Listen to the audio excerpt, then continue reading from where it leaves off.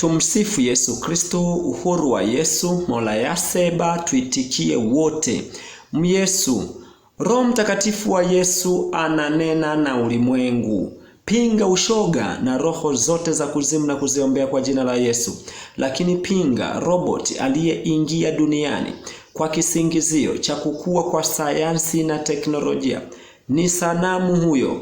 Kwanza tuanze na sala ya ufalme wa Yesu inayotoka katika kitabu cha Mathayo sura ya 6 mstari wa 9 hadi wa 13. Baba yetu uliye mbinguni, jina lako litukuzwe, ufalme wako uje, mapenzi yako yatimizwe hapa duniani kama huko mbinguni. Utupe leo riziki yetu, utusamee deni zetu kama sisi nasi tuwasamehevyo wadeni wetu, na usitutie majaribuni, lakini utuokoe na yule mwovu, kwa kuwa ufalme ni wako na nguvu na utukufu hata milele. Amina. Kama kujiunga na chaneli hii ya ufalme wa Yesu ni leo, ni vyema sana kufuatilia hata vipindi vya nyuma, utabarikiwa sana. Leo tutajifunza siri 3 za Yesu zinazotoka katika kitabu cha Wakorinto wa kwanza sura ya 15. Tutaanza na siri ya kwanza, kufufuka kwa Yesu. Wakorinto wa kwanza sura ya 15 mstari wa kwanza hadi wa 11 inasema: basi ndugu zangu, na waarifu ile injili niliyowahubiri, ambayo ndiyo mlioipokea, na katika hiyo mnasimama, na kwa hiyo mnaokolewa, ikiwa mnashika sana maneno niliyowahubiri, isipokuwa mliamini bure. Kwa maana naliwatolea ninyi hapo mawazo yale niliyoyapokea mimi mwenyewe, ya kuwa Kristo alikufa kwa ajili ya dhambi zetu kama yanenavyo maandiko, na ya kuwa alizikwa, na ya kuwa alifufuka siku ya 3 kama yanenavyo maandiko, na ya kuwa alimtokea Kefa tena na wale thenashara. Baadaye aliwatokea ndugu zaidi ya 500, pamoja katika hao wengi wanaishi hata sasa, ila baadhi yao wamelala. Baadaye alimtokea Yakobo tena na mitume wote, na mwisho wa watu wote alinitokea mimi, kama ni mtu aliyezaliwa si kwa wakati wake. Maana mimi ni mdogo katika mitume, nisiyestahili kuitwa mitume, kwa sababu naliliuzi kanisa la Mungu. Lakini kwa neema ya Mungu nimekuwa hivi nilivyo, na neema yake iliyo kwangu ilikuwa si bure, bali nalizidi sana kufanya kazi kupita wao wote. Wala si mimi, bali ni neema ya Mungu pamoja nami. Basi kama ni mimi, kama ni wale, ndivyo tuhubilivyo, na ndivyo mlivyoamini. Nini fundisho hapa? Yesu Kristo alikufa kwa ajili yetu ili sisi tuishi. Yesu Kristo alifufuka kwa ajili yetu ili sisi tufufuke naye katika ubatizo wa Yesu. Hii ni neema ya Mungu. Alitupenda sisi pasipo sisi kumpenda. Na sasa Yesu Kristo ananena nasi katika ulimwengu wa Roho Mtakatifu tumpende ili tuipate ile neema bure. Maana neema ya Yesu, sharti lake ni kumpenda Yesu, na watu ndiyo inaingia katika maisha yetu na kutawala maisha yetu milele yote. Siri ya pili, kufufuliwa kwa mwili. Wakorinto wa kwanza sura ya 15 mstari wa 12 hadi 34 inasema: basi ikiwa Kristo anahubiliwa ya kwamba amefufuka katika wafu, mbona baadhi yenu husema kwamba hakuna kiyama ya wafu? Lakini kama hakuna kiyama ya wafu, Kristo naye hakufufuka. Tena kama Kristo hakufufuka, basi kuhubiri kwetu ni bure, na imani yetu ni bure. Naam, na sisi tumeonekana kuwa mashahidi wa uongo wa Mungu, kwa maana tulimshuhudia Mungu ya kuwa alimfufua Kristo, ambaye hakumfufua, ikiwa wafu hawafufuliwi. Maana kama wafu hawafufuliwi, Kristo naye hakufufuka. Na kama Kristo hakufufuka, imani yetu ni bure, mngalimo katika dhambi zenu. Na hapo wao nao waliolala katika Kristo wamepotea. Kama katika maisha haya tu tumemtumaini Kristo, sisi tu maskini kuliko watu wote. Lakini sasa Kristo amefufuka katika wafu, limbuko lao waliolala.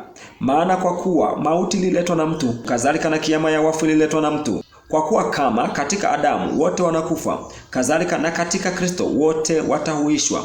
Lakini kila mmoja mahali pake, limbuko ni Kristo, baadaye walio wake Kristo atakapokuja. Hapo ndipo mwisho atakapompa Mungu Baba ufalme wake, atakapobadilisha utawala wote na mamlaka yote na nguvu.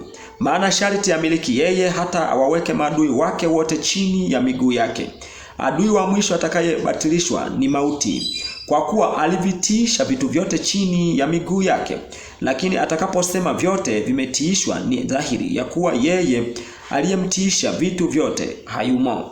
Basi vitu vyote vikiisha kuitiishwa chini yake, ndipo mwana mwenyewe naye atatiisha chini yake yeye aliyemtiisha vitu vyote, ili kwamba Mungu awe yote katika wote. Au je, wenye kubatizwa kwa ajili ya wafu watafanyaje? Kama wafu hawafufuliwi kamwe, kwa nini kubatizwa kwa ajili yao? Na sisi kwa nini tumo hatarini kila saa? Naam ndugu, kwa huku kujisifu kwangu niliko nako juu yenu katika Kristo Yesu Bwana wetu, ninakufa kila siku. Ikiwa kwa jinsi ya kibinadamu nalipigana na hawayani wakati kule Efeso, nina faida gani?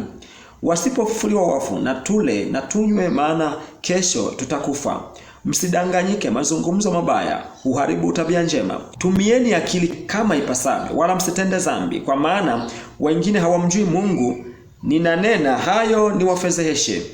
Nini fundisho hapa? Kiama ya wafu ipo.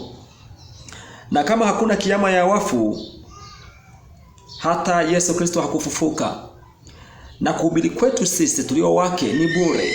Lakini kwa sababu Yesu Kristo alifufuka na uthibitisho upo, akapaa mbinguni, ukweli umebaki duniani, na mbingu na nchi zinatushuhudia kila leo, ili tumwamini Yesu Kristo ili tupate kuokoka. Maana bila kumwamini Yesu Kristo na kutenda kazi zake, sio rahisi kurithi uzima wa milele, na atatukana siku ya mwisho mbele ya malaika.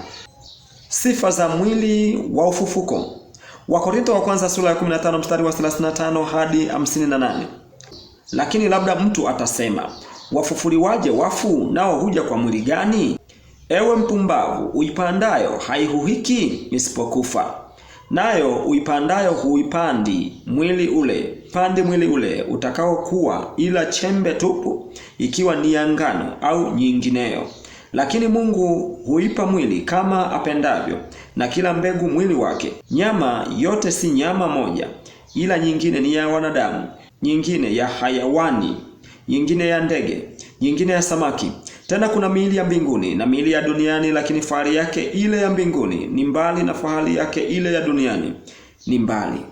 Kuna fahari moja ya jua, na fahari nyingine ya mwezi, na fahari nyingine ya nyota. Maana iko tofauti ya fahari hata kati ya nyota na nyota. Kadhalika na kiama ya watu hupandwa katika uharibifu, ufufuliwa katika kutokuharibika. Hupandwa katika aibu, ufufuliwa katika fahari. Hupandwa katika udhaifu, ufufuliwa katika nguvu. Hupandwa mwili wa asili, ufufuliwa mwili wa roho. Ikiwa uko mwili wa asili, na wa roho pia uko. Ndivyo ilivyoandikwa, mtu wa kwanza Adamu akawa nafsi iliyo hai. Adamu wa mwisho ni roho, yeye huisha, lakini hautangulii ule wa roho, bali ule wa asili. Baadaye huja ule wa roho. Mtu wa kwanza atoka katika nchi na ni wa udongo, mtu wa pili atoka mbinguni. Kama ilivyo yeye wa udongo, ndivyo walivyo walio wa udongo, na kama ilivyo yeye wa mbinguni, ndivyo walivyo walio wa mbinguni.